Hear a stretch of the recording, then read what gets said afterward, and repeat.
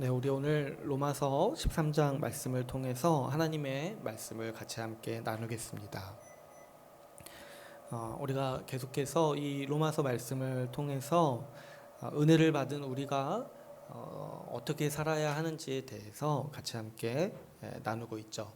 우리 지난 시간에 12장 후반부를 같이 나눴는데 그때 말씀을 다시 한번 복습해 보면 지난 시간 우리가 나눴던 12장 14절에서 21절 말씀은 우리가 교회 밖에 세상에서 어떻게 살아야 하는지에 대해서 우리에게 권면하고 있습니다. 하나님께서는 우리가 이 교회 밖에서 살아갈 때, 세상에서 살아갈 때 교회 밖의 사람들과 화목하라고 우리에게 권면하고 있습니다. 그렇죠. 이게 굉장히 당연한 태도라고 했어요. 사람이 이중적으로 생활하지 않는 이상, 그렇죠. 우리가 교회에서 서로 사랑하고 섬기고 낮아지고 겸손한 태도로 지체들을 대하는데 교회 밖의 사람들을 향해서 하대한다거나 함부로 대한다거나 미워한다거나 그런 것들이 마땅치가 않다고 했어요. 그렇게 살아간다는 거, 교회 사람들한테 잘하고 교회 밖의 사람들한테 하대하고 이렇게 한다는 거는 사실 하나님이 살아계신다는 거를 약간 좀 안 믿는 태도죠. 하나님은 우리의 전 삶을 보시고 살아계시는데 교회 안에서만 잘하고 교회 밖에서는 대충 살려고 하는 거는 그거는 이제 우리 신자로서 마땅한 태도가 아니죠.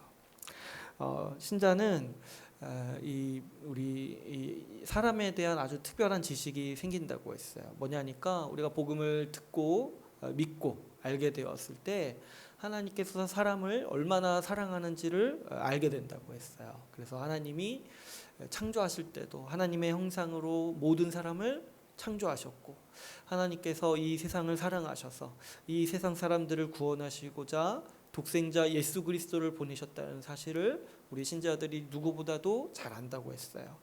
그러니까 모든 사람이 사실은 존귀하고 제가 지난 시간에 말씀드렸다시피 인권에 대해서 인간이 존귀하고 인간의 고귀함에 대해서 교회가 가장 많이 얘기할 수 있어야 되고 교회만이 오히려 이 인간의 존엄성을 가장 강조할 수 있는 기관이라고 했어요. 그래서 이걸 아는 우리가 신자가 아니라 할지라도 교회 밖의 사람이라 할지라도 그 사람이 사람이기에 그 사람의 모습이 아무리 비천해 보이고 또 때로는 아무리 악해 보일지라도 그 사람이 하나님이 지으신 사람이기 때문에 우리가 그 사람을 존대하고 되도록이면 화목하게 지내고 할 수만 있다면 화목하게 지내고 선대해야 된다라고 말씀을 우리에게 권면하고 있습니다. 특별히 이 교회 밖의 사람과 관계를 권면할 때 말씀에서 강조하는 바는 원수를 갚지 말라고 권면하고 있습니다. 그렇죠. 우리가 세상에서 살아갈 때는 때로는 우리 신앙에 대해서 적대적인 사람을 만나게 되고 원수를 만나게 되죠.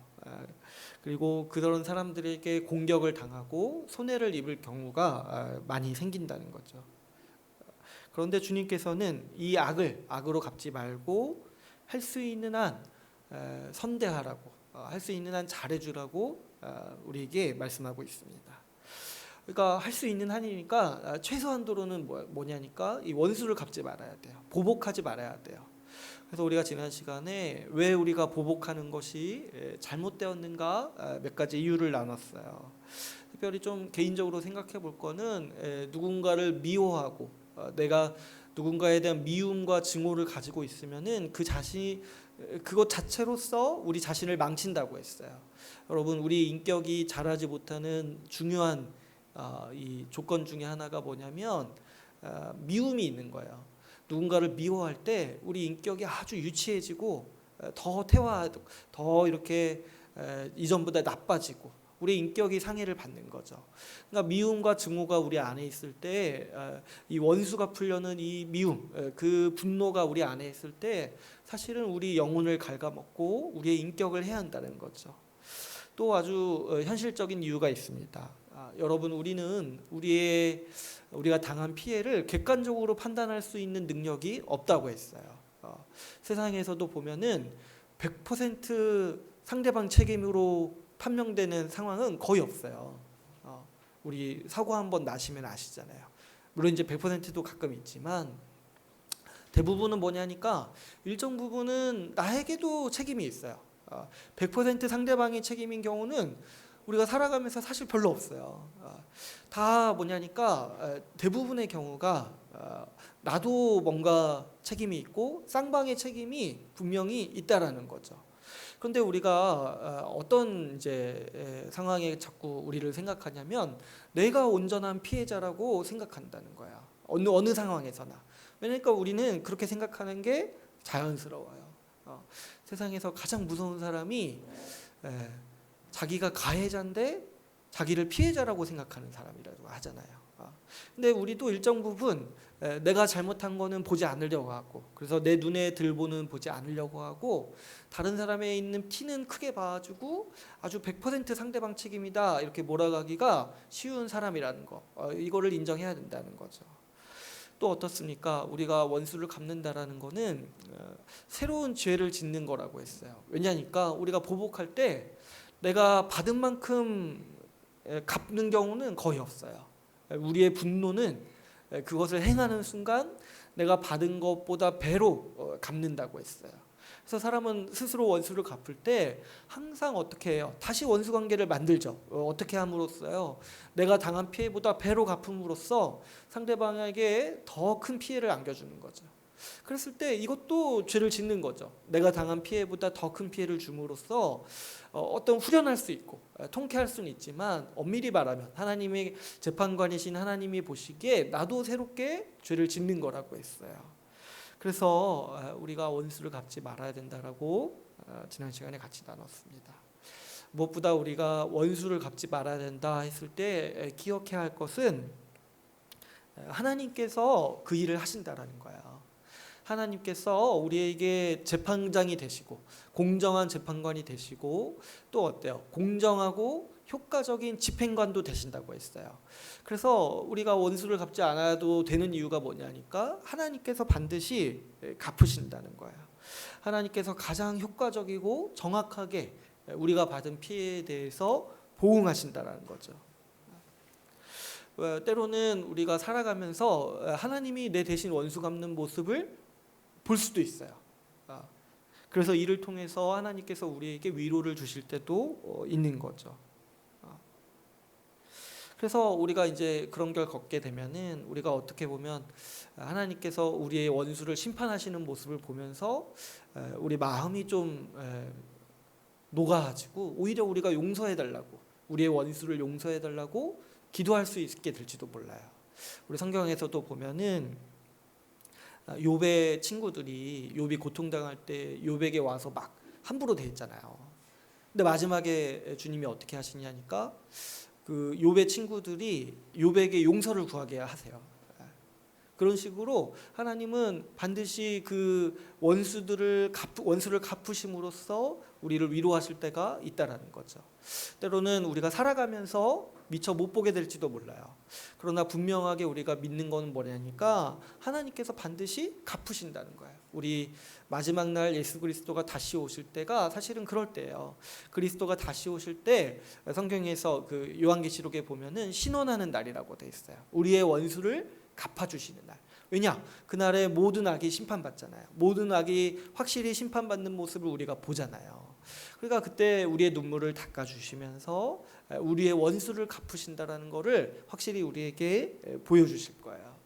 그러니까 여러분, 우리가 이걸 굳게 믿을 때 우리는 이 땅에서 살면서 우리가 당한 손해나 어떤 상처에 대해서 원수 갚지 않으려고 우리가 부단히 노력해야 돼요. 물론 제가 지난 시간 같이 나눴을 때 말씀드렸지만 우리가 당장 구체적으로 우리의 상황을 생각해 볼 때 우리가 원수 갚지 않는다라는 거는 굉장히 사실은 어려운 얘기인 거죠. 당장 한번 생각해 보세요. 당장 내 운전을 방해하는 저 이름 모를 원수, 당장 직장에 갔을 때 정말 얼굴도 보기 싫은 그 원수 생각해 볼 때 어떻게든 나는 은밀히라도 보복하고 싶은데 그걸 안아야 된다는 그 생각을 해볼 때 얼마나 마음이 어렵습니까? 그러나 그럴 때 우리가 이제 붙잡아야 되는 게 뭐냐니까 하나님의 은혜를 붙잡아야 돼요. 하나님께서요 우리에게 은혜를 베푸셔서 우리를 원수 갚지 않는 사람으로 만들어 주셨다는 사실을 기억해야 마땅합니다. 여러분, 우리에게 주님이 베푸신 은혜가 어떠합니까? 하나님은 원수였던 우리를 구원하셔서, 우리가 하나님께 원수로 행했음에도 불구하고 하나님은 우리에게 원수 갚지 않으시고 오히려 우리를 선대하셨어요. 그래서 하나님의 원수였던, 죄인이었던 우리를 위해서 그 아들을 내어주시고 양자 삼으시면서 우리에게 오히려 선대하시고 우리에게 은혜를 베푸셨던 거죠. 그랬을 때 이 은혜를 생각할 때 우리의 마음이 녹는 거예요. 내가 하나님의 원수였는데 주님이 나에게 원수 갚지 않으신 거, 나를 용서하신 걸 생각할 때 우리도 우리의 원수를 용서하고 선대할 수 있는 힘을 얻을 수 있다는 거죠. 또 반드시 기억해야 되는 게 방금 말했던 거, 하나님께서 반드시 갚으신다는 약속. 지금 당장은 서럽고 지금 당장은 괴로울 수 있어요. 근데 그걸 갚지 말고 최대한 선대할 때 하나님께서 반드시 그것으로 우리를 위로하시고 그걸 반드시 갚으신다라는 것을 기억하셔야 돼요. 이거를 한번 경험해 보시면은 하나님이 반드시 일하신다라는 것을 우리는 확신할 수 있으실 거예요. 이 말씀을 믿고 여러분 원수 갚지 마시고 인내하시고 하나님의 은혜를 붙들면서 주님이 나를 원수 갚지 않는 사람으로 만들어 주셨다는 걸 믿으면서 살아가시기를 바랍니다. 이 하나님의 은혜에 힘입을 때 우리는 원수를 갚지 않고 모든 사람과 화목을 추구하면서 살아갈 수 있는 것이죠. 이게 바로 주님께서 우리에게 주신 은혜의 결과입니다. 이러한 삶의 모습이 세상과 구별되는 삶이라고 했어요. 세상은 원수 갚는 문화죠. 당하면 배로 갚아준다. 어떻게든 원수를 갚아야지만 그것이 통쾌하고 그것이 살아가는 재미고, 원수 갚는 게 없으면은 세상의 모든 이야기들이 사실은 없다고 했어요. 그러나 주님은 은혜를 입은 우리에게 원수 갚지 말라라고 특별히 우리에게 권면하셨습니다. 그래서 여러분, 우리가 이 세상을 본받지 않고 하나님이 기뻐하시는 뜻대로 살아간다는 것은 뭐라고 했어요? 원수를 갚지 말고 우리 주변 사람과 더불어 화목을 추구하는 삶을 살아가는 거라고 우리가 지난 시간에 같이 함께 나누었습니다. 오늘부터는 이제 로마서 13장 말씀을 살펴보도록 하겠습니다. 오늘 본문 말씀도 지난주에 이어서 교회 밖의 세상에서 어떻게 살아야 할지를 우리에게 권면하고 있습니다. 특별히 오늘 7절까지의 말씀은 우리가 정부, 이 국가를 어떻게 대해야 하는지 권면하고 있습니다. 그래서 1절을 보면은 이렇게 얘기하고 있죠. 1절을 우리 같이 한번 읽어볼까요? 1절을 같이 한번 읽어보겠습니다. 시작. 각 사람은 위에 있는 권세들에게 복종하라. 권세는 하나님으로부터 나지 않음이 없나니 모든 권세는 다 하나님께서 정하신 바라.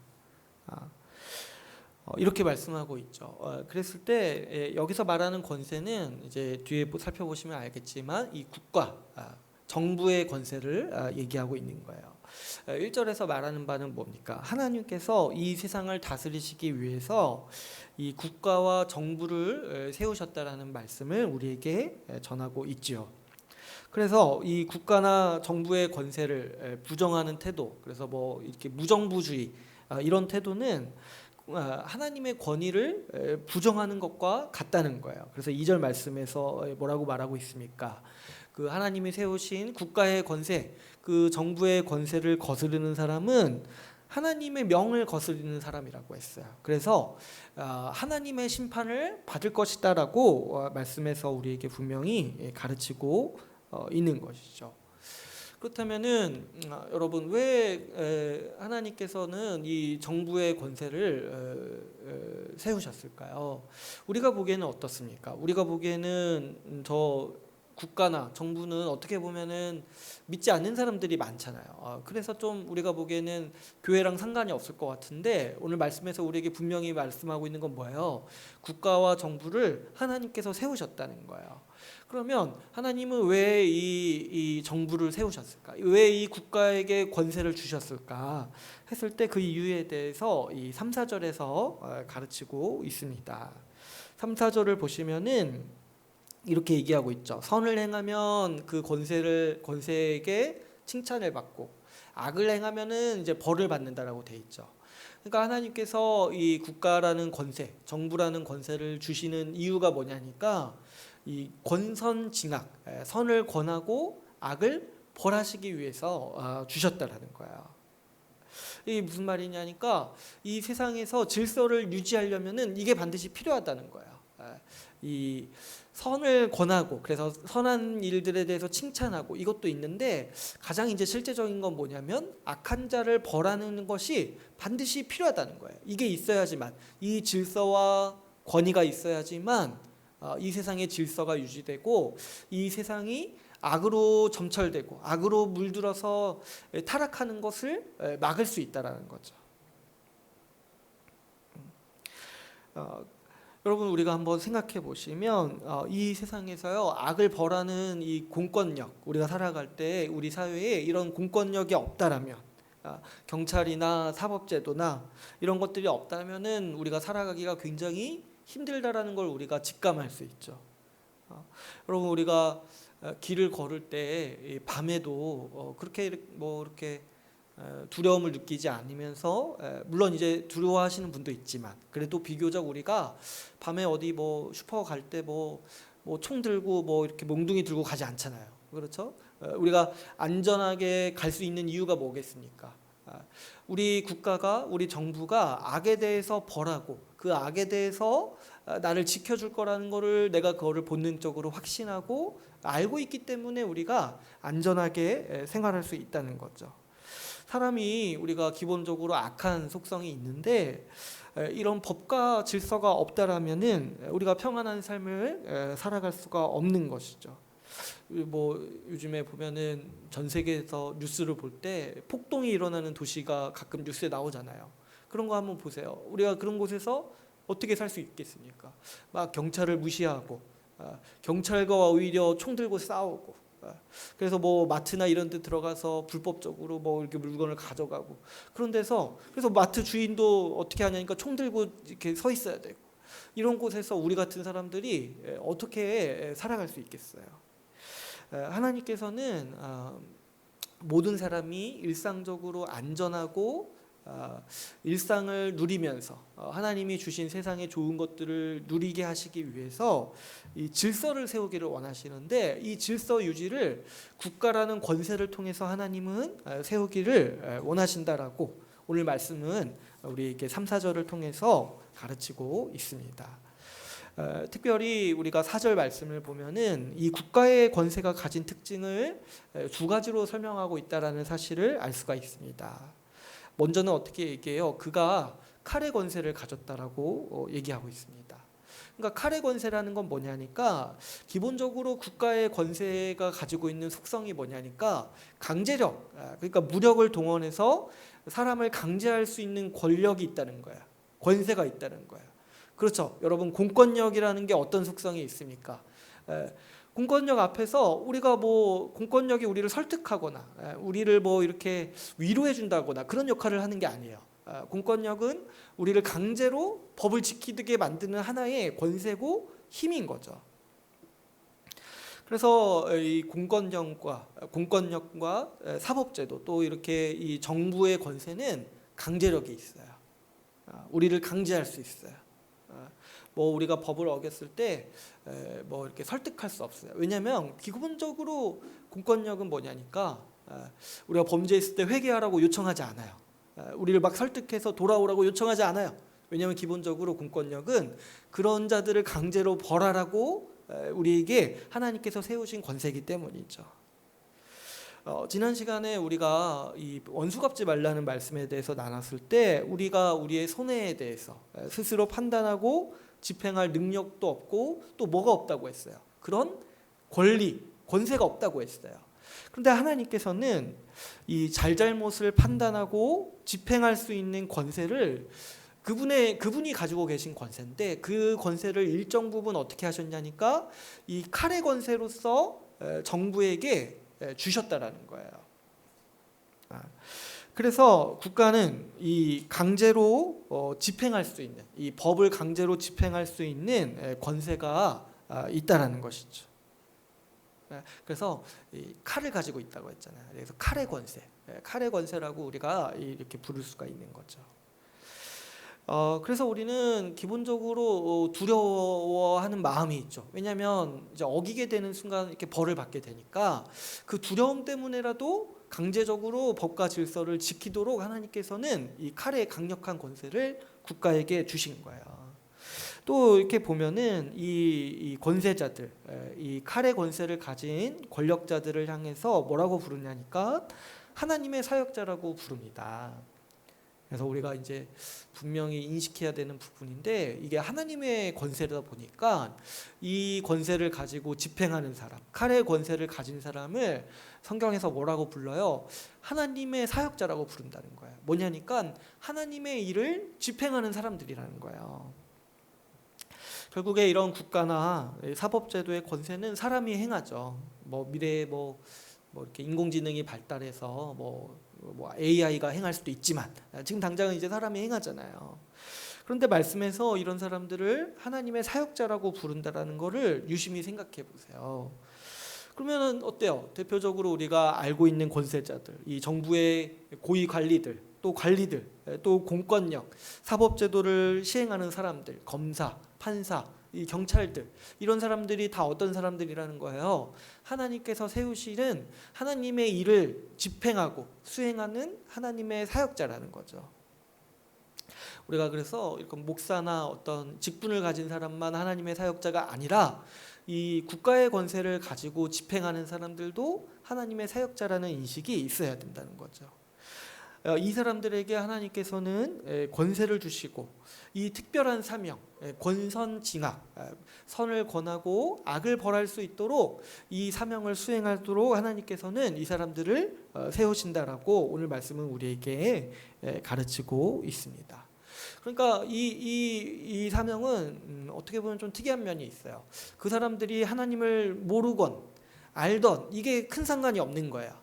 이 권력자들이, 이 사법기관을 집행하는 사람들이 이 복음을 알건 모르건 이게 상관이 없는 거예요. 뭐가 중요하냐니까 하나님은 그 사람들의 구원받지 않았던 상관없이 이 공적인 정의를 수행할 수 있도록 이 사람들을 세우셨다라는 거죠. 그러므로 여러분, 이 정부의 의무는 분명합니다. 사회 질서를 유지시키고 이 질서를 잘 유지시키기 위해서 정의를 행해야 돼요. 정의를. 이 권선징악을 잘 수행해야 합니다. 특별히 악에 대해서 반드시 벌해야 될 뿐만 아니라 성경에서 나오는 정의, 이 약한 자들을 돌보고 그들을 위해서 국가의 자원이 갈 수 있도록 정의를 행해야 돼요. 그러니까 여러분, 우리가 우리 요즘에는 민주주의 시대니까 이 선거로서 이 권세자들을 뽑잖아요. 권력자들을 뽑잖아요. 이런 권력자들을 뽑을 때 그 사람의 종교는 사실 중요한 문제가 아니에요. 그 사람이 불교를 믿거나 이렇게 이슬람교를 믿거나 이런 거는 정말 상관이 없어요. 왜냐하면 하나님은 이런 권세를 어떤 기독교인에게만 주시는 것이 아니라 일반 사람들에게도 다 주기를 원하시는 거예요. 그러니까 누구를 뽑아야 됩니까 했을 때 같은 종교를 가지고 있다고 뽑는 거는 굉장히 어리석은 거예요. 왜 하나님은 그 목적으로 이 사람들을 세우시는 게 아니라 일반적인 정의를 잘 수행할 수 있는 사람을 뽑기를 원하시는 거예요.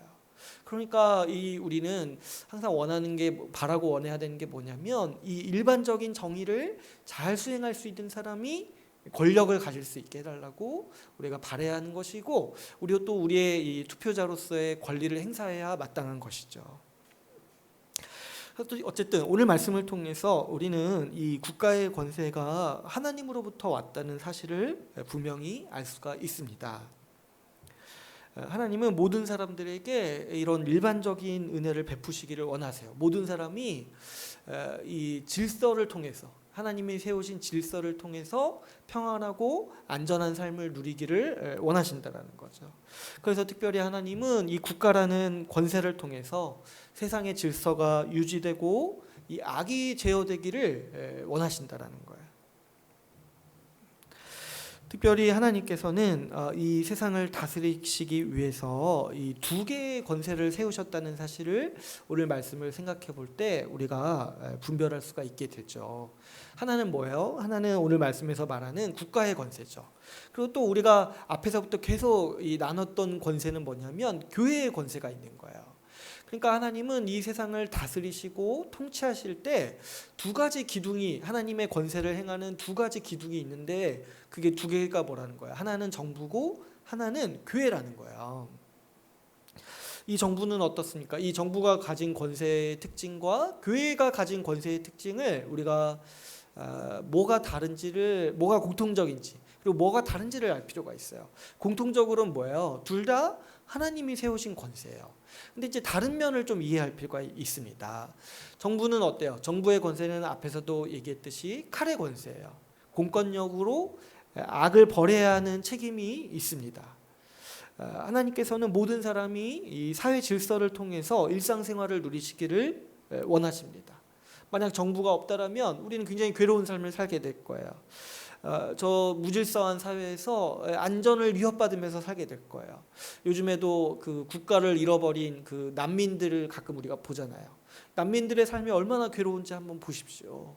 그 국가가 하나님이 우리에게 세우신 은혜고 선물이고 우리가 아주 공기처럼 호흡하면서 누리고 있지만 이 국가라는 제도 자체가 하나님이 우리에게 주시는 큰 복이라는 사실을 우리가 알 수가 있죠.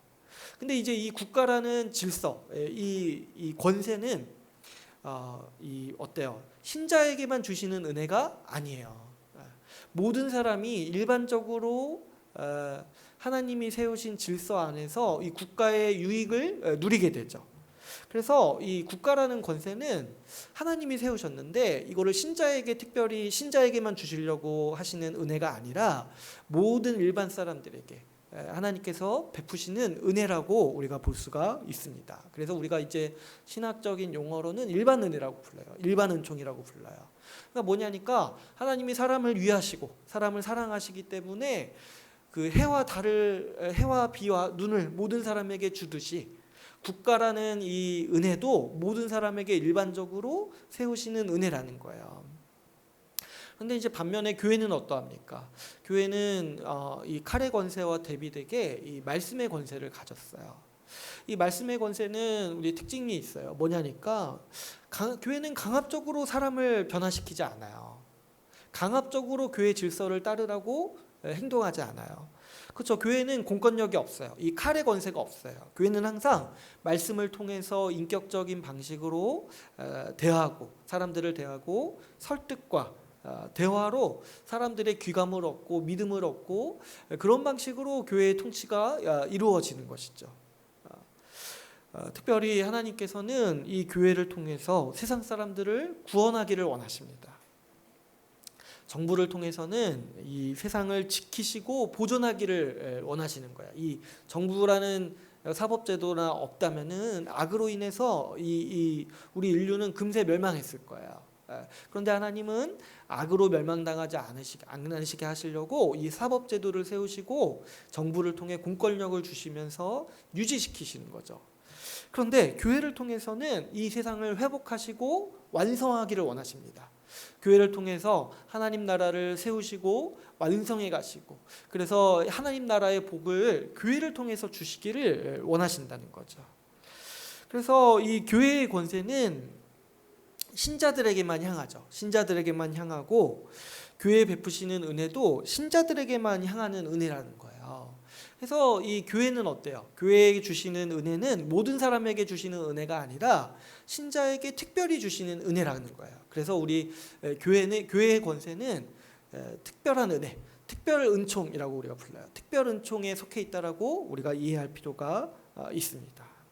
그래서 일반 은총으로서 일반적인 은혜로서 하나님은 모든 사람들이 이 안전하게 생활할 수 있도록 국가라는 권세를 주셨고, 그리고 특별히 구원하시고 우리에게 하나님 나라의 신령한 복을 주시기 위해서 특별한 은총의 권세로서 이 교회를 주셨다는 거예요. 그래서 우리는 이 두 권세가 하나님께서 이 세상을 다스리시고 통치하시는 두 기둥이라는 사실을 오늘 말씀을 통해서 분명히 알 수가 있습니다.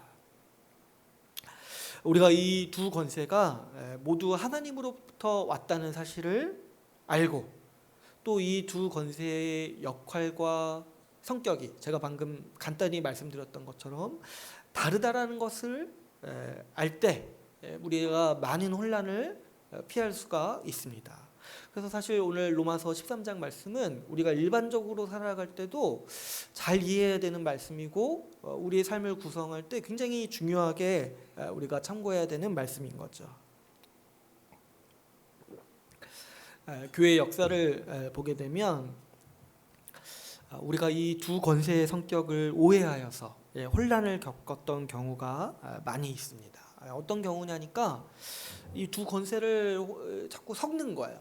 그래서 어떻게 해요? 이 교회가 마치 정부처럼 되어서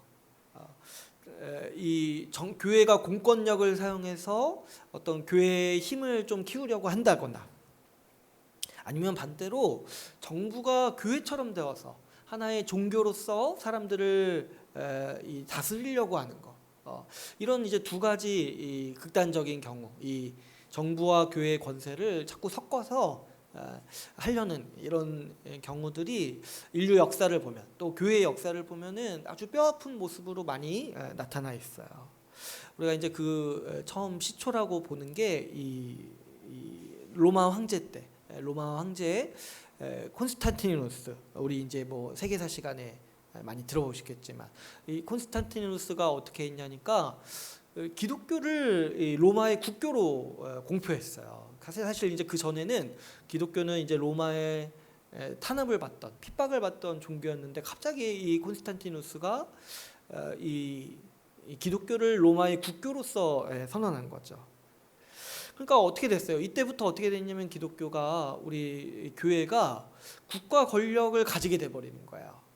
그러다 보니까 이때부터 이 교회는 끊임없이 유혹을 받아왔던 게 뭐냐니까, 이 국가 권력을 장악해서 이 국가 권력을 통해 교회의 힘을 키우고, 그리고 이 칼의 권세로 전도하려고 하는 욕망을, 그런 유혹을 이때부터 역사, 우리가 지금까지 진행되었던 역사 속에서 지속적으로 받아왔던 거예요.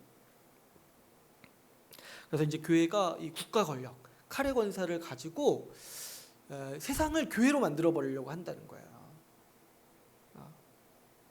그래서 이제 그 이후로 교회가 국가의 권세를 가지려고 하는 시도들, 교회가 어떻게 칼의 권세를 이용해서 이런 좀 교회의 영향력을 좀 키우려고 하는 모든 시도들을 우리가 콘스탄티니즘이라고 해요. 콘스탄티니즘. 그때 그 시도를 다시 하려고 하는구나.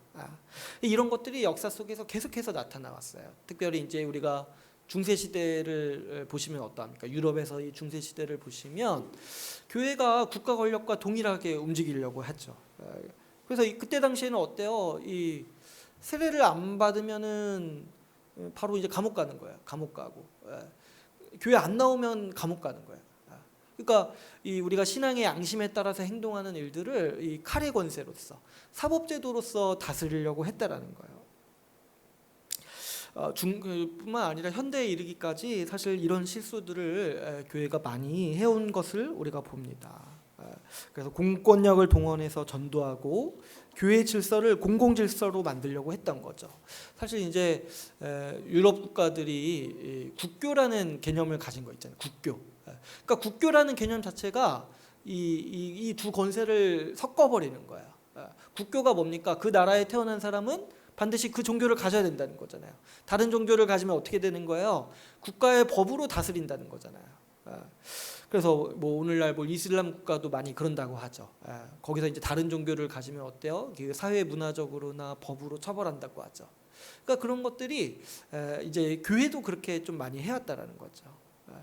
그리고 또 교회의 문화와 질서를 일반 법으로서 만들어가지고 좀 이렇게 신앙이 없는 사람들을 굉장히 괴롭혔던 경우가 많이 있게 돼요. 우리 미국 같은 경우도 미국이 처음에 세워졌을 때 이 청교도들의 이상적인 국가로 만들려는 좀 야망이 있었어요. 그러다 보니까 이 나라의 법들을 좀 이렇게 교회법과 유사하게 만들려고 했던 거예요. 이 영국에서도 한번 시도했던 거고, 이제 청교도들이 미국에 건너가서도 이제 시도했던 거예요. 그 중에 이제 제일 유명한 것 중에 하나가 이 금주령이에요. 금주령. 우리 이제 뭐 영화나 그런 것들을 통해서 가끔 보잖아요. 이 미국에서 금주령이 행해졌던 거. 그게 뭐예요? 이 청교도들이 술을 마시는 거를 이제 좀 터부시하니까 그 자신들의 어떤 교회 문화를 국가의 법으로 만들어 버린 거예요. 그래서 국가 자체가 어때요? 술을 금지하는 거예요.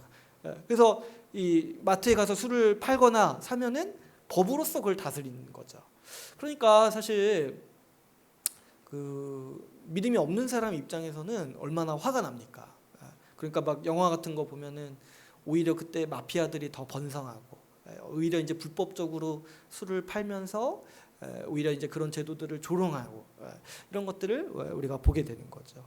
최근에 현대에 와서도 이런 성시화한다, 어떤 도시를 기독교로 만들어 버린다, 이렇게 말하는 것도 이것과 비슷한 맥락이에요. 기독교 국가를 만들어 버리겠다, 기독교 사회를 건설하겠다, 이런 것들은 근본적으로 다 뭐냐니까 콘스탄티니즘이에요. 국가 공권력을 교회가 가져서 이 제도를 기독교식으로 바꾸면 그 안에 사람들이 다 기독교인이 될 거라고 생각하는 거는 아주 큰 착각이죠. 여러분, 교회는 항상 말씀을 전하고 복음을 전해서 그것을 듣고 믿는 사람이 교회에 들어오는 것이지, 교회법에 순종한다고 해서 그 사람이 교인이 되고 신자가 되는 게 아닌 거예요. 오히려 이런 식으로 우리가 교회가 공권력을 동원해서 사람들을 어떻게든 바꿔보려고 하는 거, 문화를 바꿔보려고 하는 거는 사람들에게 심한 반발과 오히려 더 악조건, 악한 마음들을 가지게 오게 되죠. 교회에 대한 반발심, 교회가 이런 강제적인 힘을 동원해서 자신들을 어떻게 하려고 할 때, 그래서 이제 사람들이 욕하는 게, 교회를 향해서 비난하는 게 뭐냐니까 너무 강압적이라는 거예요. 근데 실제로 교회가 이런 실수들을 역사적으로 해왔다는 거죠.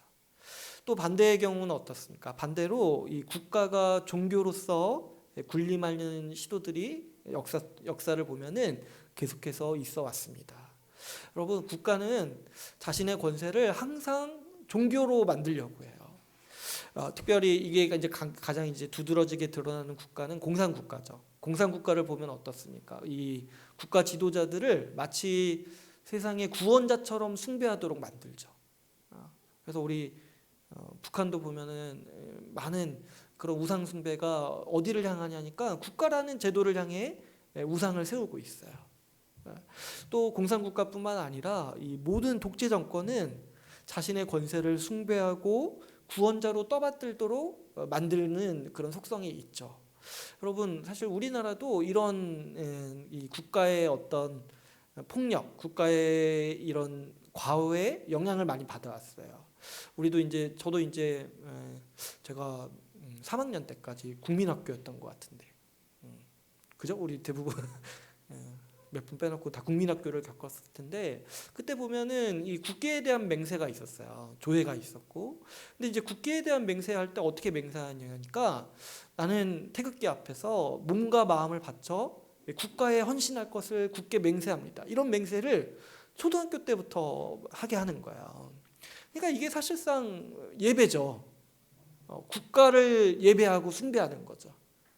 왜 어린아이들에게부터 지금은 안 그렇죠. 지금은 이제 그런 것들이 너무하다라고 이제 철폐됐는데, 근데 그런 문화가 이제 우리나라에도 계속해서 있는 거예요. 그러니까 지금 이제 그런 교육을 어렸을 때부터 받아왔고 오랫동안 받아오신 분들이 이 그런 국가를 종교로서 생각하고 있다라는 거를 우리가 이해할 수가 있어요.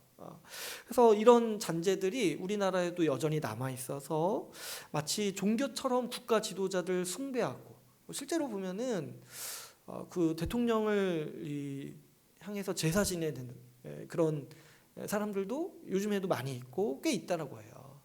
그러니까 이런 것들이 우리랑 먼 얘기가 아니라 오늘날에도 이 국가와 이 교회의 권세를 구분하지 못해서 혼돈하는 일들이 우리 가운데서도 자주 일어나고 있다는 사실을 알 수가 있습니다. 여러분, 이 두 권세를 구분하지 못하고 서로 섞으려고 하는 이런 혼란 때문에 우리가 상상하는 것 이상으로 많은 사람들이 피를 흘렸습니다. 특별히 종교개혁 때에 이 많은 사람들이 국가에서 정해준 종교가 아니라 양심에 따라서 믿기 위해서 피를 흘리고 핍박을 받았어요. 그래서 우리 종교 전쟁, 30년 전쟁 이런 거 이제 세계사 시간에 배우면은 그때 이제 그런 게 그거예요. 이 국가 권력과 종교를 좀 분리해서 내가 양심에 따라서 믿고 싶은 거예요. 그래서 이것 때문에 죽은 사람들이 굉장히 많았어요. 그렇게 많은 사람들이 죽어가면서 수많은 사람들이 시행착오를 겪으면서 세운 지혜가 뭐냐니까 정교 분리의 이 원칙을 교회가 세우기를 시작하게 된 거예요. 이게 정교 분리의 원칙이라는 게 뭐냐니까 국가에는 국가의 고유 권한이 있고 교회는 교회의 고유 권한이 있다라는 거예요. 그래서 이 두 권세는 두 권세가 다 하나님으로부터 왔으니까 서로를 존중하고 또 구분되어야 한다라는 것이죠. 그래서 서로의 권세를 가지려 하지 말고 이 두 권세의 역할을 인정하고 서로 존중해야지 이 세상이 안정함을 평안을 얻을 수 있다. 이게 하나님의 뜻이라는 것을 우리가 역사의 교훈을 통해서 수많은 사람들의 피 흘림을 통해서 얻게 된 지혜라는 거죠. 그래서 정교 분리의 원칙을 여러분 오늘날 살아가는 우리 신자들은 반드시 기억하셔야 돼요. 우리 신앙의 선배들이 정말 어렵게 깨달은 진리인 거예요. 그래서 어떻게 보면 이 로마서 13장 말씀 있잖아요. 1절부터 7절 말씀. 사실 읽어보면은 굉장히 쉬운 말씀이에요. 분명한 메시지가 분명한 말씀이에요. 그런데 이 우리가 로마서 13장 말씀을 바르게 이해하기까지 굉장히 오래 걸린 거예요. 이 인류 역사가 굉장히 오래 걸린 거예요. 말씀이 우리에게 권면하는 바는 분명합니다. 국가가 하나님으로부터 왔고 교회도 국가의 권세를 존중해야 마땅한 것이죠. 그런데 이 말씀이 우리에게 정면으로 가르치는 바는 이 권력과 정치를 대하는 태도잖아요. 그런데 이 정치라는 게 생각해 보면 생각 이상으로 우리 각자에게 민감한 주제라는 거예요. 우리 중심부를 관통하는 하나의 주제가 이 정치에 대한 태도라는 거예요.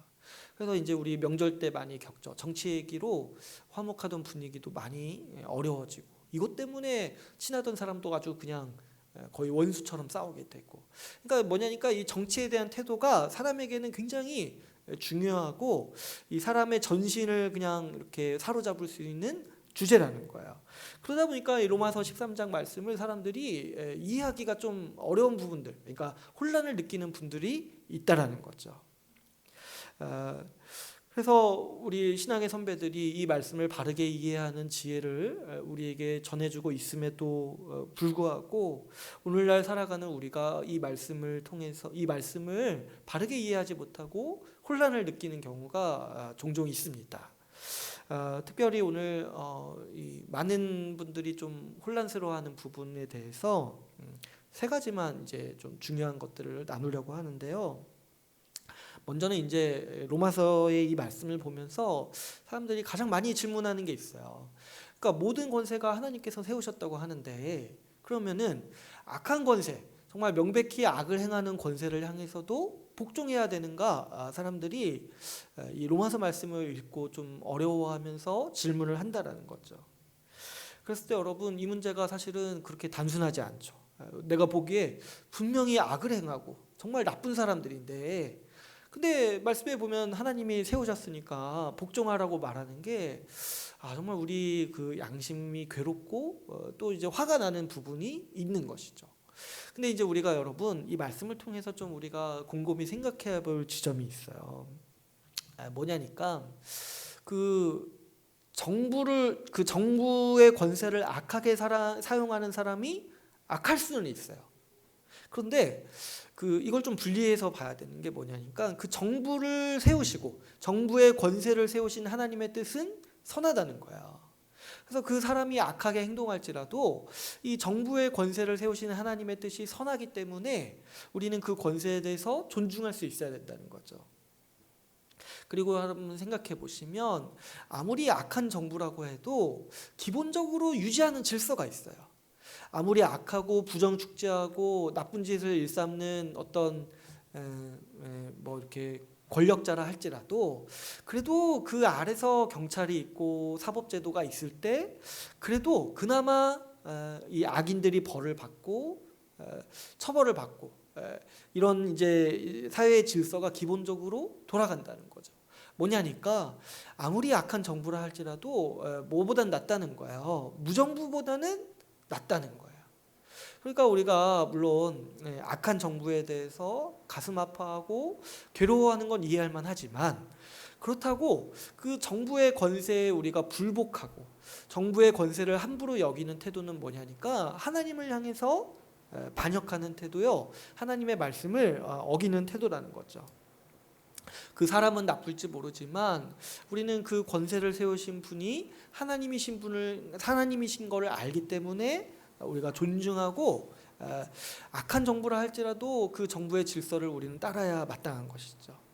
여러분 바울 같은 경우를 한번 생각해 보시면 로마서를 쓴 바울은 지금 13장에서 그 정부의 권세에 복종하라고 얘기하고 있잖아요. 근데 이 당시 정부는 로마 정부예요. 로마 정부. 그리고 바울은 어떤 사람이었냐면 유대인이었어요. 유대인이 로마에 대해서 어떤 생각을 가지겠습니까? 로마는 유대인을 정복한 국가 제국이에요. 그러니까 사실은 굉장히 반감을 가졌죠. 지금 이제 바울은 마치 유대인들에게 뭐라고 얘기하고 있는 거냐면 우리나라 상황에 비추어 보면 일제에 복종하라고 얘기하는 것과 비슷한 뉘앙스로 말하고 있는 거예요. 왜 그러냐니까 없는 것보단 낫다는 거예요. 아무리 악한 정부라 할지라도. 그 정부가 질서를 유지하고 악한 자를 벌하기 때문에 그래도 그 악한 정부 때문에 괴로움을 느낄 수는 있지만 그래도 없는 것보다는 낫다라는 거죠. 그리고 또 우리가 정부를 향해서 복종해야 되는 중요한 원리가 또 있습니다. 12장에서 보시면은 어떻게 말씀하고 있습니까? 원수를 갚지 말라고 하시잖아요. 하나님께서 원수를 갚으신다고 하시잖아요. 그래요. 이 정부도 마찬가지예요. 여러분 하나님께서 악한 정부를 반드시 벌하십니다. 반드시 벌하십니다. 더 엄중히 하나님은 다루세요. 왜 그러냐니까 하나님께서 주신 권세잖아요. 근데 그 권세를 자기 이득을 위해서 자기 그 악한 욕망을 위해서 사용하는 사람들을 향해서 하나님께서 얼마나 더 엄중히 다루시겠습니까? 하나님이 선한 목적으로 주신 권세를 그렇게 함부로 쓰는 사람을 향해서 하나님은 배나 갚으실 거예요. 그러니까 우리는 하나님의 심판을 믿음으로써 이 정부의 권세를 존중하고 복종할 수 있게 되는 것이죠.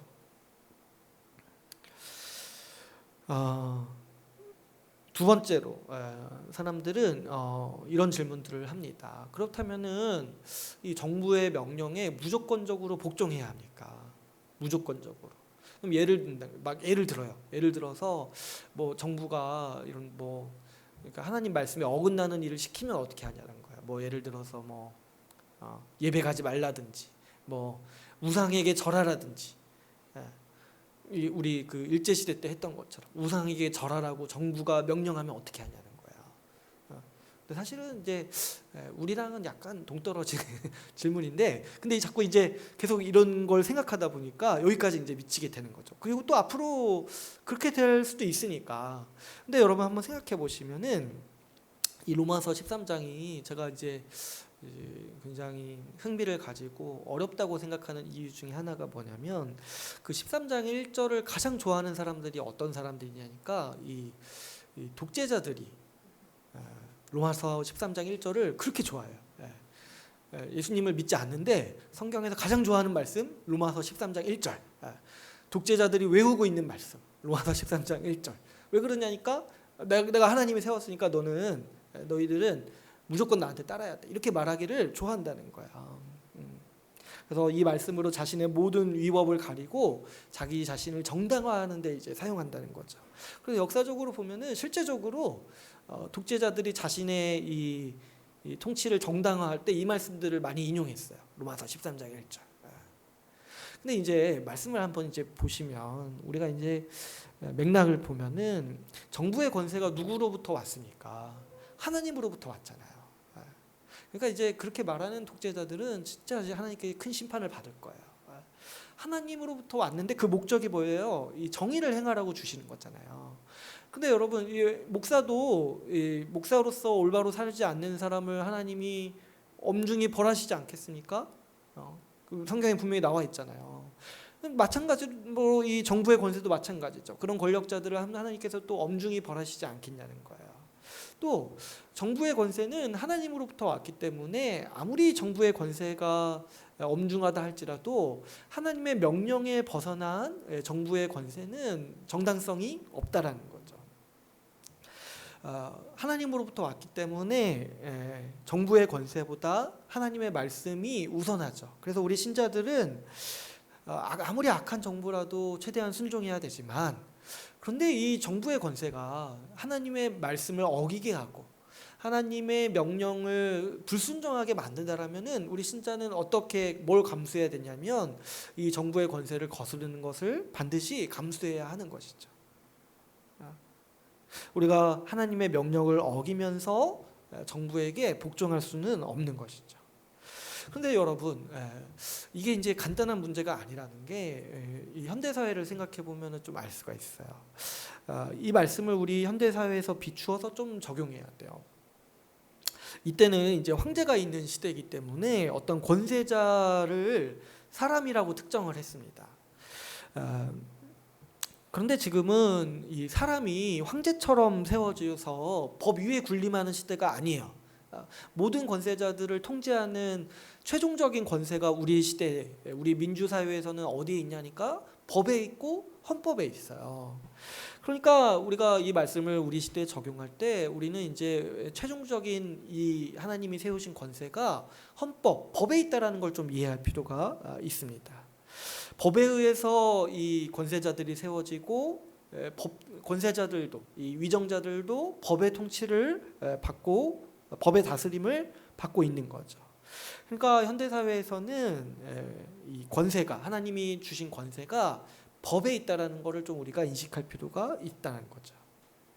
제가 왜 이런 말씀을 드리냐니까 우리가 이제 얼마 전에, 몇 년 전에 이 대통령을 탄핵하는 시기를 겪었어요.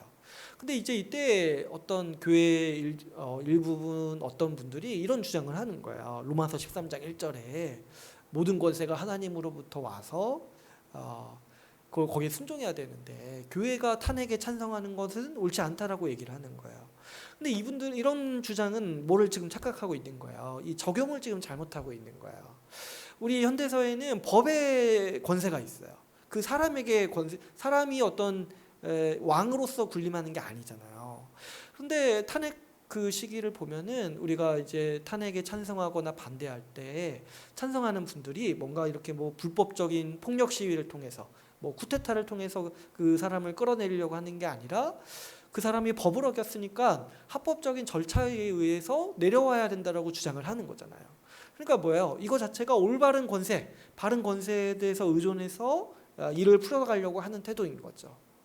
그러니까 이걸 또 사용해가지고 모든 이 권력자들에게 순종해야 된다 이렇게 주장한다는 거는 사실상 이 지금 사회의 복잡한 면들을 이해하지 않고 좀 섣불리게 적용하는 모습이라고 볼 수가 있는 것이죠. 그래서 우리가 좀 많이 생각해봐야 돼요. 근데 이제 분명한 건 뭐냐면 하나님의 말씀이 더 우선한다라는 것을 우리는 알 수 있습니다. 또 이제 마지막으로 사람들은 또 이런 질문들을 해요. 뭐냐니까 그러면 교회가 정치에 참여하는 것이 옳으냐 이런 얘기들을 많이 해요. 어떤 분들은 적극적으로 정치에 참여해야 된다고 얘기하고 어떤 분들은 아예 상관없이 선을 그어야 된다라고 얘기를 합니다.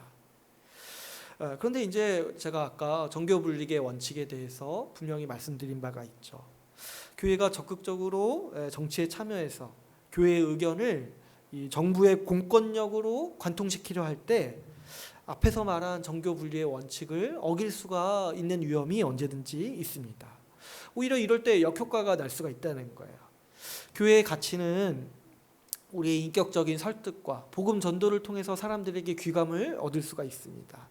그런데 공권력을 사용해서 정책을 사용해서 교회의 가치를 사회에 전하려고 할 때 오히려 그런 사람들은 교회를 향해서 반감을 가지게 되고 오히려 복음에 대해서 더 반항심을 갖게 되는 위험이 있을 수가 있는 것이죠. 특별히 교회가 특정 정당을 지지하는 일은 굉장히 위험합니다. 아니 위험할 뿐만 아니라 제가 생각해 볼 때 절대 하면 안 되는 행동이에요. 여러분 정치는요 사안이 항상 복잡합니다.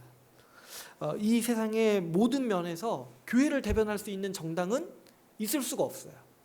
기독당이라 할지라도 교회를 대변할 수 없어요. 제가 이제 예전에도 한번 예를 들은 적이 있어요. 여러분 사회의 모든 사안은 다 복잡한 상황이 있잖아요. 제가 이제 극단적으로 두 정당을 한번 얘기해 볼게요. 한 정당이요 사회의 약자들을 돕는 일에는 적극적이지만 동성애를 찬성하는 정당이 있다고 생각해 보세요. 또 한 정당은 어때요? 동성애를 분명히 반대하지만 사회의 약자들보다는 부자들을 위해 정책을 펴는 정당이 있다고 생각해 보세요. 그럼 이 두 정당 중에 어느 정당이 교회의 가치를 대변합니까? 어느 정당이 성경적입니까? 했을 때 둘 다 반성경적이에요. 그런데 어떤 한 정당이 우리 교회의 가치를 지배합니다. 이 정당을 우리 교회가 지지해야 됩니다. 이렇게 말하는 거는 그 자체가 반성경적이고 굉장히 어리석은 행동이라는 거죠. 그래서 우리는 제가 이제 언젠가 한번 말씀드렸다시피 정당을 지지하면 안 되고 정책별로 접근을 해야 돼요. 이 정책은 옳지 않다. 이 정책은 성경적이다. 이런 식으로 우리가 교회의 의견을 얘기할 수는 있어도 특정 정당을 교회가 지지합니다. 우리 교회는 이번에 이런 정당을 뽑읍시다. 이렇게 얘기하는 거는 이 정말 우리 선배들을 볼 면목이 없어요. 이 원칙, 정교 분리의 원칙을 잘 세워와서 이 지혜를 오늘날 우리에게 전해줬는데 이걸 어기게 되는 거잖아요. 여러분, 제가 이제 한 가지 오늘 또 예를 들어보면은 미국의 경우에 많은 신학자나 교회가요 트럼프를 지지합니다. 근데 왜 그러냐니까 사정이 있어요. 그 민주당이 오바마 때 그 미국이 가지고 있던 기독교적 색채를 거의 다 없앴어요. 그래서 이제 교회 학교에서 주기도문으로 기도하지 못하게 하고. 근데 이제 그렇죠. 이게 이제 세속 사회니까 신앙이 없는 사람도 주기도문을 외우게 하니까 이런 것들을 이제 오바마 때 많이 없앴어요. 민주당이 그런 일들을 많이 해왔어요. 그러다 보니까 이제 교회랑 신학자들이 그런 게 너무 싫은 거예요. 원래 정통적으로 해왔던 걸 없애니까 너무 싫은 거예요. 근데 이제 트럼프가 자기들의 의견을 반영하니까 우린 트럼프를 지지한다라고 정말 이렇게 어떤 뭐 모르는 사람이 아니라 유명한 신학자들이 많이 지지하고 교회들도 대부분 트럼프를 지지하고 있어요. 그래서 대통령 선거 때 보면은 그 교회들이 기도회를 열어요. 그 트럼프 그 당선되게 해달라고. 그 뉴스에 보면은 가끔 나오는데. 근데 여러분 그 트럼프가 하는 일을 한번 보세요. 트럼프가 가끔 가다 보니까 신문에 기사를 낼 때 자기 기도하는 모습을 내보내요. 근데 이제 트럼프가 하는 많은 악한 일들을 한번 보세요. 인종차별을 공공연하게 하고 거짓말을 공공연히 하고 수많은 악한 일들을 또 반대로 하고 있습니다. 그런데도 그 트럼프가 교회를 대표한다라고 어떻게 말할 수 있겠습니까? 우리 눈에는 트럼프를 지지하는 미국 교회가 어리석어 보이고 정말 이상해 보이죠. 그래서 제가 보니까 뭐 이렇게 페북이나 SNS에 보니까 우리나라의 많은 분들이 트럼프 지지하는 학자들 무시하고 유별나다라고 그런 교회들을 무시하더라고요. 근데 사실 그 안에 있으면 그런 게 잘 안 보여요. 그 안에 있으면 우리도 근데 마찬가지일 수가 있다는 사실을 항상 기억해야 돼요. 한국 상황에서도 마찬가지예요. 내가 신자로서 혹은 교회로서 어떤 정당이 최선이라고 말하는 순간 그 트럼프를 지지하는 교회와 같은 스탠스를 가지는 거예요. 같은 위치에 서는 거예요. 그 비웃음을 당할 수 있고 이 객관적으로 보기에는 교회의 자치를 훼손할 수 있는 아주 어리석은 일을 행할 수가 있다는 것이죠. 그래서 우리는 그런 교회가 어떤 정치적인 입장을 가졌다라는 인상을 사람들에게 주지 않을 수 있도록 최대한 노력해야 되고 교회가 뭐 공적으로 신자가 뭐 공적으로 나는 이 정당이 최선이야 이렇게 말하는 거를 아주 조심해야 돼요. 조심해야 할 뿐만 아니라 하지 말아야 된다라고 저는 개인적으로 강력히 생각합니다.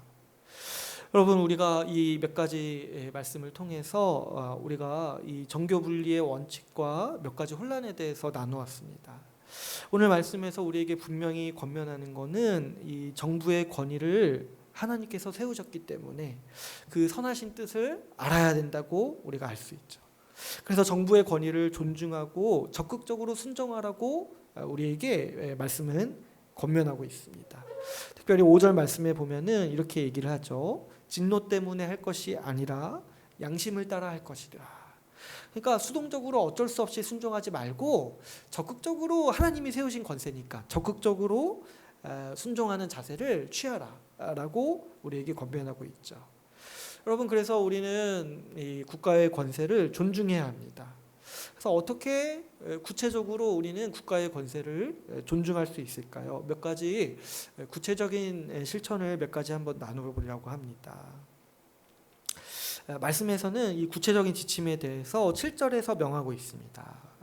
가장 이제 구체적으로 명시하고 있는 거는 세금을 잘 내라는 거예요. 세금을 잘 내라. 세금을 잘 내고 그 위정자들을 두려워하고 존경하라고 우리에게 권면하고 있습니다. 그 세상의 사람들, 신앙이 없는 분들, 이 국가의 권세가 하나님으로부터 왔다는 사실을 모르는 사람들은 이것과 반대로 행하죠. 어떻게 해서든지 세금을 조금이라도 안 내려고 가진 지혜를 다 내죠. 그리고 또 위정자들을 업신여겨요. 그리고 욕하고. 그 사람들이 자주 쓰는 비속어 중에 하나가 뭐냐면 그 이렇게 이 경찰이나 검사나 이런 사법제도를 수행하는 사람들을 약간 이제 비하하는 단어들을 많이 쓰잖아요. 근데 이제 그런 것들이 다 뭐냐니까 그런 반권위적인 태도, 하나님께서 세우신 질서에 반하는 태도에서 이제 그런 것들이 나온다는 거예요. 물론 이제 위정자들 중에도 악한 사람들이 있습니다. 그러나 우리는 그 권세가 하나님으로부터 왔음을 알기 때문에 이 법을 집행하는 사람들, 위정자들을 존중해야 마땅한 것이죠. 개인적으로는 뭐 마음에 안 들 수 있고 싫을 수 있어요. 그런데 그 사람을 함부로 욕하거나 그 사람의 명예를 함부로 깎아내리면은 안 되는 것이죠. 왜 그러냐니까 그 사람들이 가지고 있는 그 지위, 그 권력은 하나님의 것이기 때문이죠. 여러분, 이제 교회 다니시는 분들도 보면은 아무리 악한 목사고 정말 아무리 타락한 목사라도 그 사람을 목사님이라고 불러줘요. 왜 그러냐니까 목사라는 직분을 하나님이 세우셨다는 걸 알기 때문에 그 사람은 싫어도 하나님이 세우신 권위를 존중하는 거잖아요. 마찬가지로 우리도 이걸 분리할 수 있어야 돼요. 내가 마음에 안 드는 사람이 우리의 위정자가 될 수 있고 그럴 수 있어요. 그래서 또 뭐 이렇게 그 사람에 대해서 비판하는 것도 사실은 좀 조심해야 되지만 그럼에도 우리가 좀 해야 되는 게 뭐냐면 그 직위, 그 위치를 존중하고 존칭을 붙이고 그 권세를 귀하게 여기고 하나님이 주신 선물로서 귀하게 여기고 존중해야 마땅한 것이죠. 또 말씀에서는 세금을 잘 내라고 권면하고 있습니다. 그래서 우리도 세금을 잘 내야 돼요. 여러분, 사회의 질서를 유지하고 정의를 행하기 위해서 돈이 필요합니다. 하나님이 이 일을 위해서 우리가 성실히 세금을 내기 원하십니다. 여러분, 우리가 내는 세금으로 국가가 우리의 안전을 유지해주고 우리가 살아갈 수 있도록 질서를 유지해주는 거예요. 여러분, 국가가 나에게 해준 것이 아무것도 없습니다 이렇게 말하는 사람들은 진짜 배운 게 없는 사람들이에요. 배운 게 없는 거예요. 아니 지금 그렇게 말하면서 우리가 안전하게 살아가는 게 다 국가가 이 공권력이 있기 때문에 할 수 있는 거예요. 국가가 없어봐요. 아무리 약한 국가라도 없어봐요. 지금 그런 말도 못할 거예요. 그런 말도 못하고 우리가 뭐 미래의 희망을 가질 수도 없을 거예요. 국가가 있어서 이 경제가 유지되니까 우리가 먹고 살고 또 미래의 계획도 세울 수 있는 것이죠. 우리는 국가로서 사실상 많은 혜택을 누리고 있습니다. 우리가 지금 안전하게 길거리를 걸어갈 수 있는 것도 우리 국가가 치안을 유지시켜 주기 때문에 가능한 것이죠.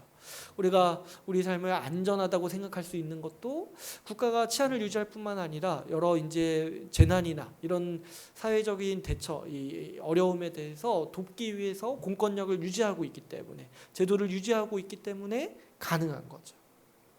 또 그뿐만 아니죠. 국가가 우리에게 여러 가지로 복지 제도를 통해서 우리를 돕고 있어요.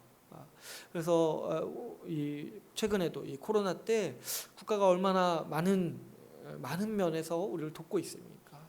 또 감사하게도 우리 대한민국이 많이 발전해서 여러 가지 복지 제도로 우리를 돕고 있어요. 뭐 주거 문제나 뭐 신문에서 뭐 이런 거 뭐 문제라고 하는데, 그래도 여러분 과거를 생각해 보면 과거에 우리 부모님들은 지금 우리가 누리고 있는 혜택들 거의 못 누렸잖아요. 뭐 부동산 대출을 받거나 뭐 분양을 받거나 이런 거 못 누렸어요. 그런데도 지금 우리는 그래도 마음만 먹으면은 그런 이제 신혼부부 대출이나 그래서 전세 대출이나 이런 거 받으면서 이 국가의 복지를 누리게 되고 있다는 거죠. 그래서 여러분, 세금을 아까웠다고 생각하면 안 되는 거예요. 우리는 다 세금의 혜택을 지금 누리고 있고, 사실 이제 국가가 그걸 다 모아서 집행하니까 우리가 낸 것보다 우리는 더 많이 받고 있어요. 우리가 낸 돈으로 경찰들 유지시키지 못하잖아요. 우리가 낸 돈으로 군대 유지시키지 못하잖아요. 그런데 우리가 낸 거 이상으로 우리 국가가 우리에게 해주고 있기 때문에 우리가 이런 복지를 누리고 있다는 것을 알고, 이게 하나님이 우리에게 주신 복이라는 사실을 우리가 기억해야 될 필요가 있는 거죠. 또 여러분, 우리가 좀 주의해야 될 것이 또 하나가 있습니다. 우리가 먼저 이 국가의 권위를 존경함으로써 우리 아이들이 하나님께서 세우신 질서를 존중하도록 그런 태도를 어렸을 때부터 가르쳐야 마땅합니다. 여러분 한번 생각해 보세요. 부모가 자주 공공질서를 어기고 또 이렇게 TV나 뉴스 보면서 이 국가의 권위에 대해서, 그런 권위자들에 대해서 욕한다면 그 아이들이 어떤 태도를 가지겠습니까? 아이 저거 악하구나, 안 좋구나. 그래서 반권위적인 태도를 어떻게 보면 어렸을 때부터 그 부모를 통해서 학습해 오게 되고 사회 전반적인 분위기를 통해서 배우게 되는 거예요. 그래서 여러분, 우리는 아이들이 그런 환경에서 자라지 않도록 우리가 먼저 국가의 권위를 존중하고 또 존경하는 태도를 아이들에게 보여주고, 이렇게 경찰관들이나 소방관들이나 그런 이제 법을 집행하는 사람들 향해서 존경하는 태도를 보여주고, 또 진심으로 공공질서를 우리가 준행하고 아이들에게도 이것이 하나님이 세운 질서라는 것을 가르쳐야 하는 것이죠. 우리는 아이들이 어려서부터 이 질서가 하나님으로부터 왔음을 알고 이 권위를 존중하려는 태도를 어렸을 때부터 가르쳐야 돼요. 이게 없으면 우리 아이들이 이 반권위적인 태도를 가짐으로써 점점 이렇게 하나님께 반항하는 사람으로서 자라날 수 있는 위험이 항상 있는 것이죠. 먼저는 부모에게 순종하도록 만들고 가르치고, 그리고 국가와 교회의 지도를 아이들이 순종할 수 있도록 우리가 특별히 모범을 보이고 가르쳐야 마땅한 것이죠. 특별히 현대 사회는 이 민주주의 시대이기 때문에 여러분, 민주시민으로서 의무를 올바로 행사하는 일이 국가의 권세를 존중하는 태도입니다. 우리가 우리 민주시민으로서 의무를 다하는 것 중에 가장 중요한 게 뭐냐면 투표하는 거잖아요. 그래서 여러분, 투표를 성실히 올바로 잘 하셔야 돼요. 민주시민으로서 또 신자로서 의견을 정치에 반영하고 싶다면 또 민주주의 사회에서 정한 방법들이 있어요. 뭐 1인 시위나 여러 가지 뭐 청원이나 이런 걸 통해서 우리의 의견을 정부를 향해서 피력할 수가 있게 되는 거죠. 그래서 여러분, 성실하게 투표하시고, 투표에 대해서는 제가 선거철 되면 한 번 다루려고 해요. 근데 이제 반드시 주의할 점이 있는데, 이 정치를 여러분 자신의 우상으로 삼지 마십시오. 정치는 우리 시대의 가장 강력한 우상입니다. 여러분 생각해 보세요. 종교가 없는 사람들, 하나님이 없는 사람들이 뭐에 소망을 걸고 뭐가 자신을 구원한다고 믿으면서 살아가기 쉽겠습니까? 바로 정치가 자신의 문제를 해결하고 자신을 구원할 거라고 여기면서 살아가기가 쉬운 거죠. 그래서 정치인들은 자신들이 천국을 만들 수 있다라고 자신하고 또 지지자들은 거기에 모든 것을 거는 것이 오늘날 이 벌어지는 모습인 거죠. 그런데 앞에서도 제가 말씀드렸다시피 한 정당이 한 정치인이 교회의 모든 가치, 성경의 모든 가치를 대표할 수 없습니다. 어떤 사람이라든지 어떤 정치인이라든지 반드시 일정 부분 반성경적인 태도를 가질 수밖에 없는 것이죠. 어떤 정당도 어떤 정치인도 이 땅에 천국을 건설할 수 없습니다. 게다가 여러분, 우리가 정치에 적극적으로 뛰어드는 순간 우리는 다른 편에 있는 사람들을 미워하게 되는 마음이 싹트게 돼요. 이게 가장 이제 심각한 문제라고 생각들어요. 얼마나 반성경적입니까? 우리가 앞에서 모든 사람과 화목을 추구하고 모든 사람과 더불어서 화평해야 되고 원수 갚지 말고 미워하지 말라고 말씀하셨는데, 그 정치적 입장이 다른 이유 하나만으로 사람을 미워하게 되고 증오하게 되고 원수 맺게 되는 이 문화가 얼마나 반성경적이고 하나님이 기뻐하시지 않는 모습일 수 있겠습니까? 그래서 여러분, 우리는 이런 태도에 대해서 떠나야 돼요. 그래서 교회에서는 특별히 정치 얘기하지 말고 교회에서 이제 힘써야 되는 게 뭐냐면, 나랑 정치적 경향이 다른 사람과 한 몸으로 살아가기를 힘써야 돼요. 오히려 나와 정치적 성향이 다른 사람과 한 몸으로 살아가기를 힘쓰는 게 우리 교회의 삶인 것이죠. 그래서 여러분, 정치를 절대로 우상화시키지 마시기를 부탁드립니다. 마지막으로 우리는 국가를 위해서 기도해야 합니다. 국가의 위정자들은 하나님의 사역자들입니다. 그들이 하나님께서 주신 사명을 잘 감당할 때 우리가 평안을 누리고 큰 복지와 유익을 누릴 수 있습니다. 우리나라도 지금까지 많이 발전해서 우리가 많은 유익을 누리고 있습니다. 복지나 어떤 혜택들이 굉장히 많죠. 또 최근에 이 전 세계적 위기에 잘 대처해서 우리가 비교적 안정된 생활을 누리고 있는 것이 얼마나 감사한 일인지 모르겠습니다. 그러니까 여러분, 국가가 그 역할을 잘 수행할수록 우리가 평온하게 신앙생활할 수가 있죠. 또 위정자들이 사명을 잘 감당할수록 사회가 더 정의로운 사회가 되어서 원통하고 힘든 사람들이 도움을 받을 수 있게 됩니다. 그래서 여러분, 우리가 국가를 위해서 기도하고 국가가 하나님이 주신 권세를 바르게 사용할 수 있도록 기도하는 일이 중요합니다. 생각해 보시면 국가도 태어날 때 정해지잖아요. 그러니까 국가도 어떻게 보면 우리가 하나님께서 국가를 주신 이유가 있죠. 이 특정한 국가를 주신 이유가 있겠죠. 뜻이 있고 또 우리 신자들에게 책임이 있지 않겠습니까? 그러니까 우리 신자들에게는 이 국가를 위해서 기도할 책임이 있는 것이죠. 여러분, 우리가 이 정부의 권세, 국가의 권세를 주신 하나님의 은혜에 감사합시다. 그리고 우리에게 주신 국가, 이 정부가 공의를 잘 세워서 하나님이 주신 사명을 잘 감당하도록 우리가 주기적으로 힘써서 기도하는 교회가 되기를 바랍니다. 이제 오늘 말씀을 맺겠습니다. 오늘은 말씀을 통해서 이 국가의 권세를 허락하신 하나님의 은혜를 함께 나누었습니다. 하나님께서는 우리가 안전하고 평안을 누리도록 국가의 권세를 세우시고 질서를 세우셨습니다. 만약 국가가 없다면 우리는 큰 혼란과 불안 가운데 살아갈 것입니다. 우리는 국가를 주신 하나님께 감사하면서 이 국가의 권세를 존중해야 합니다. 세금을 제때 내고 위정자들을 존중하며 무엇보다 국가가 하나님이 주신 권세를 지혜롭고 올바르게 사용할 수 있도록 우리가 기도해야 합니다. 여러분, 우리가 복음을 따라 신자로서 살아가면서 동시에 좋은 시민, 빛나는 국민으로서도 살아가기를 바랍니다.